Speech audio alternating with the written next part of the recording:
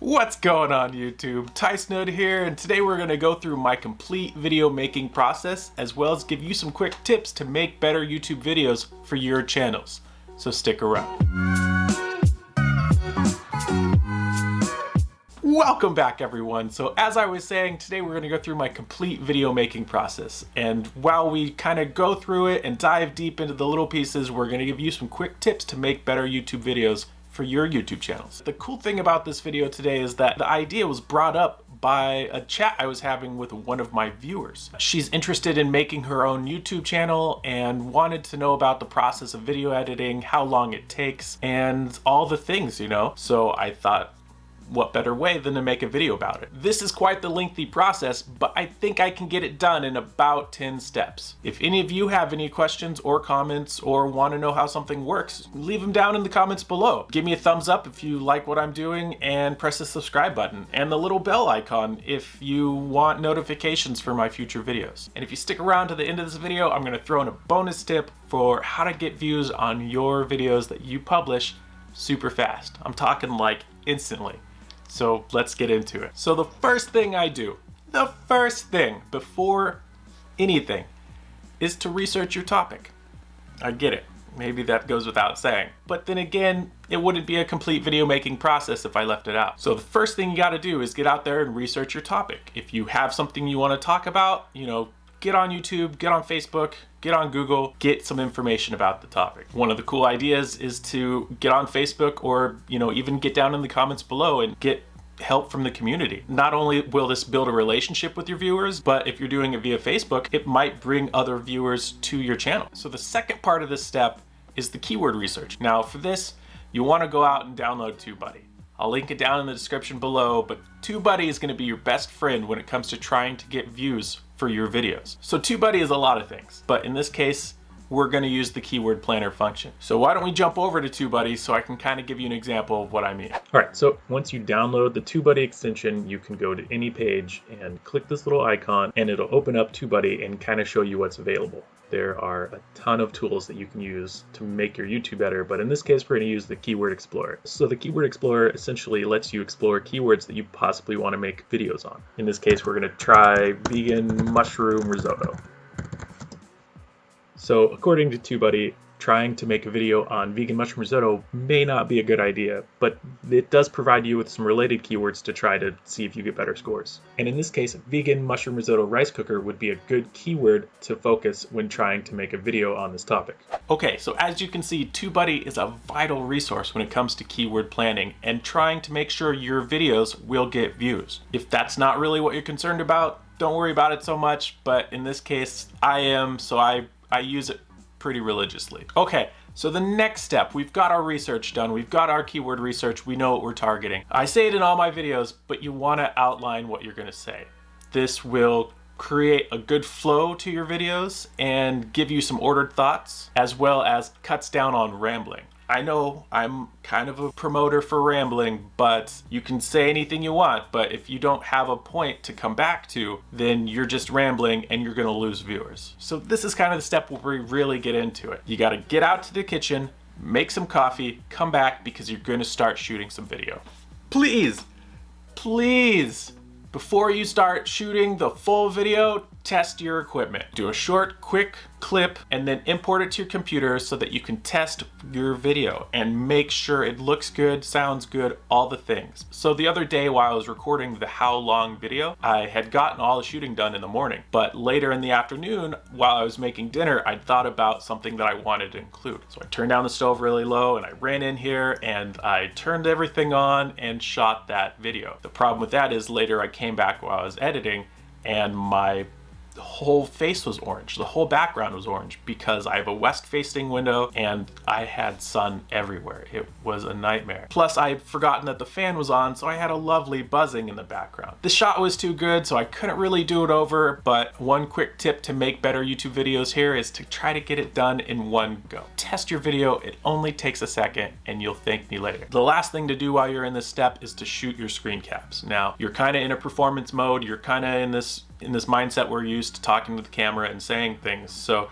it might be a good idea to shoot your screen caps now while you still have that flow and energy going. Likewise, step 4. Step 4 in the process is to take your thumbs now. A lot of you are thinking, thumbs? Why don't I just take them from the video that YouTube suggests? And you can do that. But if you're looking to get people to click on your video and watch your videos, you want to create a custom thumbnail. And since you're already in this performance mode, now is the perfect time to take the picture for that. So at the end of the video, when you're done shooting, take some shots for your thumbnail and keep them aside for the editing process coming up. Part of that editing process is right now. And part of that editing process is right now. Step 5 is your video editing. So this is kind of a big step. There's a lot that goes into it, but we're trying to be quick, remember? So while you're editing, cut out your breaths.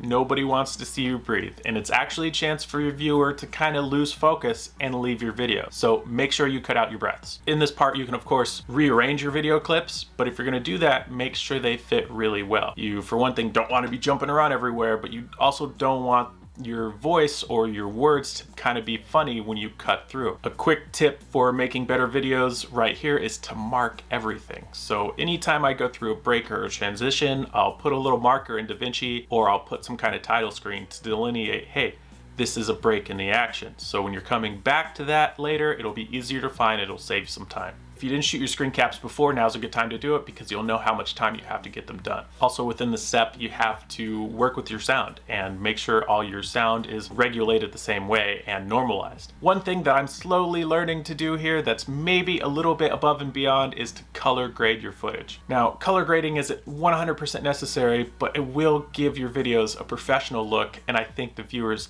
will appreciate it. But again, it's kind of an intermediate move, so unless you're, comfortable with your process, comfortable with your video editing software, it can go on the back burner for now. Step 6 is your transitions, or the little breaks in the action in your video. For this, I use Canva, and I can give you a quick demonstration of what that process looks like. So if you click the link I provided in the description box below and go and sign up for Canva, this is probably similar to what your home screen is going to look like after you sign in. Now, when looking for video transitions, I like to either search for transitions or video, and it will populate you a bunch of options to choose from. When you click on one of these options, it'll pop it up with more detail and give you a chance to really get down and fully customize this option. Aside from being able to change the colors and the texts and all the things, you also have animations you can choose to animate various objects within these transitions, and a lot of them also have video functions so you can see what they all look like. So step 7 is another quick and easy one, but it's your music. Now, I did a whole video here on how to find free music for vlogs if you need ideas on where to go to get free music and good music. Once you have your music picked out, throw it into another audio track, throw it into your background of your video, make sure it's quiet enough to where it's not detracting from what you're trying to say. Again, don't give the viewer a reason to leave. In my case, I like to make the music loud for cutscenes and transitions, but that's personal preference. Don't feel compelled to do the same thing. Now, step 8 is a quick one. It may not even be necessary to say, but that's publishing your video. I wanted to point out really quick that when you publish your video, make sure you publish in at least 1080p. Step 9. So we have our video here and we're almost ready to upload, but first we need to do our thumbnails. So grab your shots from earlier, run them through Photoshop, and let's head to Canva. All right, so here we are back on the Canva home screen. In this case, we're gonna be searching for thumbnail. It's gonna provide you some helpful suggestions. We're gonna choose YouTube thumbnail, but it's gonna populate too many resources to ever use. So what you're gonna wanna do is pick the one that you like the best, customize it the way you want it, and keep it aside for the next step. All right, so we have our video, we have our thumbnail. Let's head over to YouTube and get them uploaded. So back on the YouTube dashboard, we're gonna go up and upload a video. Now for this, I just have a little example video I'm gonna throw in here. Okay, so the first thing to note is that my interface is gonna look a little different than yours because I do have TubeBuddy and I do have vidIQ. But what I'm gonna do for this video is to use TubeBuddy, so I'm gonna click this little icon and create a new optimization. A little screen pops up to give me a chance to enter my target keyword. So from the example before, we're gonna use our vegan mushroom risotto. Once there, the TubeBuddy SEO Studio pops up and it gives us a chance to really optimize our video details to get the most out of them.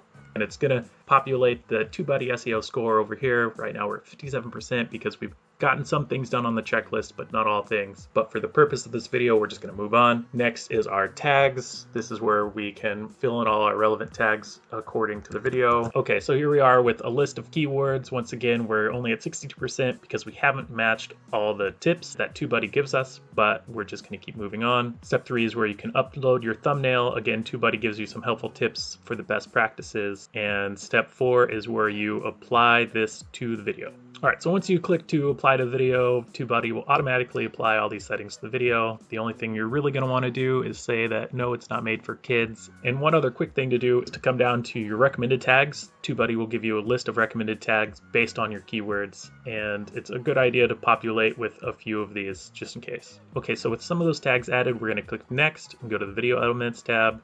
This is where you add your end screens and add your cards to try to get users to jump to the various videos you have within your YouTube. And then finally clicking next, we're gonna go to the visibility tab where you wanna click your publish button, publish to public. You can set a schedule if you want to, but in this case, since we're not actually publishing this video, it's not necessary. We would normally push the publish button and it would upload itself to YouTube. All right, so that was my complete video making process. And I hope you got some quick tips to make better YouTube videos along the way. If not, here's a bonus one about how to get views essentially instantly from when you publish a video.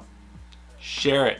I know it's scary and I'm still uneasy on doing it, but share your video. Put it on Facebook, put it on Insta, copy the link and message it to people that you want to view it. It's a good idea to get some views rolling on that video because it gives YouTube a chance to maybe be like, hey, this might be quality content. Let's get it out in front of more people. And with that, that's another video in the books. So question of the day is a fun one. What should I put on these shelves? I need something. I need a picture or something. If you have any art, if you have any recommendations, leave them down in the comments below. While you're down there, of course, like I always say, subscribe, give me a thumbs up if you like what I'm doing. Hit that little bell icon so you know when my next videos come out. In the meantime, have a good day, have a good life, take it easy, take care, and thank you for stopping by. See you later.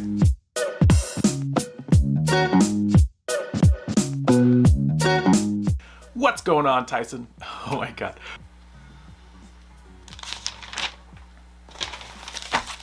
So go back to the point where you shot your video and pick. Step 6. Can't change it now. I've already committed. This is why you test things. It's all right.